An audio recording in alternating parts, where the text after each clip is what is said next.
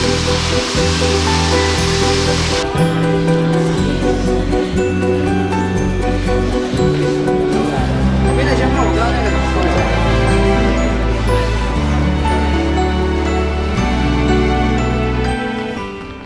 moly, the light's dying fast. I didn't get to fly that much too. I still got some stuff to do. I guess there was no escaping this story today. I was even hearing people talk about it just walking to various places. Apparently, marijuana is officially legalized in Canada.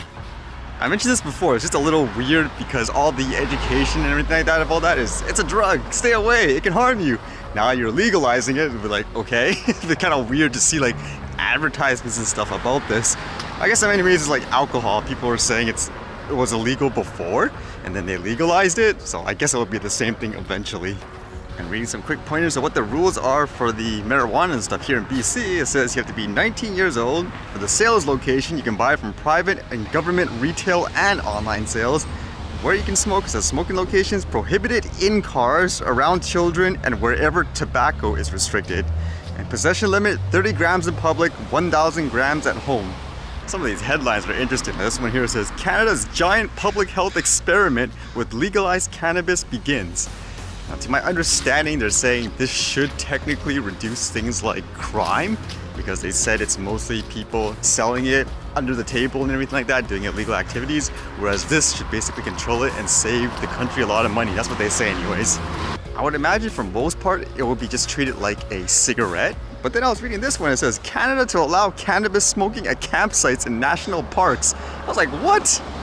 Parks Canada says campers will be allowed to smoke cannabis at registered campsites in national parks across Canada. As well, hikers in national parks in some provinces, including Alberta, British Columbia, Ontario, and Quebec, will be allowed to smoke on hiking trails and in back countries. For that, I just have to mention it. Isn't it so weird that people made such a big deal about someone flying, for example, like a drone in a national park just to get some quick footage, come back, that's it, leave no trace in anything like that? Whereas for smoking cannabis, apparently that's okay. Isn't that a bigger risk in terms of, I guess, starting like a potential fire and all that? To me, that doesn't make any sense. And I guess the other thing about this whole situation, it says Canadians with past pot convictions won't have to pay or wait to apply for a pardon. So I guess anybody who had things like a minor possession charge will have that taken off the record now. Although that does make me wonder what would that mean for other parts of the world, because I remember reading something like in the US where even though we're legalizing it here in Canada, if somebody has something related to marijuana, like doing a business or something like that, they will be denied entry into the US. So that'll be kind of interesting too, just to see how the other parts of the world react to the regulations here about that stuff, or even though it's legal here, it could be illegal elsewhere. This will be an interesting case study, I guess, just to see how this regulation changes the entire country, for the better or the worse. Will I start seeing more stoned people on the streets and stuff like that, or during hiking trails? I don't think it's going to be that bad, but we'll see. My personal assumption at this moment will be the people who've done it already are probably just going to do it again. Now they just don't feel like criminals. Whereas a person like me who doesn't do that stuff is just going to continue not doing that stuff. That's how I think it'll be anyways.